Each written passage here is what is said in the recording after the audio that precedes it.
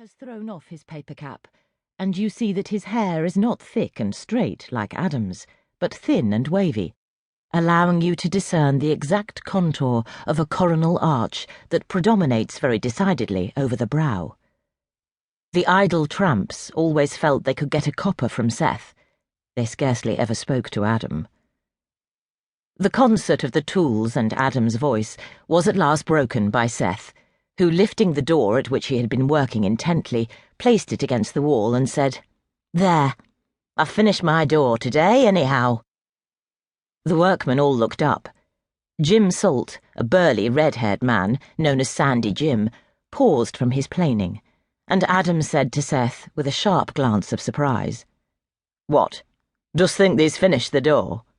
"Aye, sure," said Seth with answering surprise. "What's a wanting to't?" A loud roar of laughter from the other three workmen made Seth look round confusedly. Adam did not join in the laughter, but there was a slight smile on his face as he said, in a gentler tone than before, "Why, thee'st forgot the panels." The laughter burst out afresh as Seth clapped his hands to his head and coloured over brow and crown. "Hooray!" shouted a small, lithe fellow called Wiry Ben, running forward and seizing the door.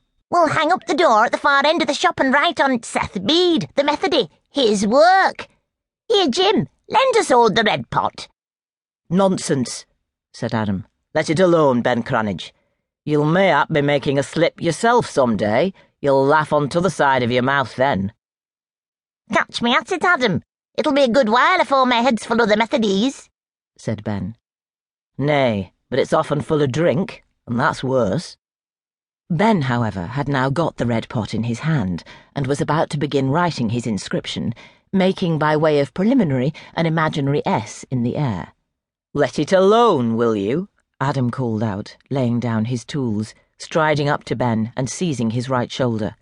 "Let it alone, or I'll shake the soul out of your body." Ben shook in Adam's iron grasp, but like a plucky small man as he was, he didn't mean to give in. With his left hand he snatched the brush from his powerless right and made a movement as if he would perform the feat of writing with his left. In a moment Adam turned him round, seized his other shoulder, and pushing him along, pinned him against the wall. But now Seth spoke. "Let be, Addy, let be. Ben will be joking. Why, he's in the right to laugh at me. I canna help laughing at myself." "I shan't loose him till he promises to let the door alone," said Adam. "Come, Ben, lad," said Seth in a persuasive tone. "Don't let's have a quarrel about it. You know Adam will have his way. He may as well try to turn a wagon in a narrow lane. Say you'll leave the door alone and make an end on't." "I've been affrighted at Adam," said Ben, "but I dunna mind saying as I'll let it alone at your asking, Seth." "Come, that's wise of you, Ben," said Adam, laughing and relaxing his grasp. They all returned to their work now, but Wiry Ben, having had the worst in the bodily contest, was bent on retrieving that humiliation by a success in sarcasm. "What was you thinking on, Seth?" he began. "The pretty parson's face or a sermon when you forgot the panels?" "Come and hear her, Ben," said Seth good-humouredly. "She's going to preach on the green tonight. Happen you'd get something to think on yourself then, instead of those wicked songs you're so fond on. You might get religion, and that'd be the best day's earnings you ever made." "All in good time for that, Seth. I'll think about that when I'm going to settle in life. Bachelors don't want such heavy earnings. Happen I shall do the courting and the religion both together as ye do, Seth. But you wouldn't have got me converted and shopping atween ye and the pretty preacher and carry her off." "No fear of that, Ben.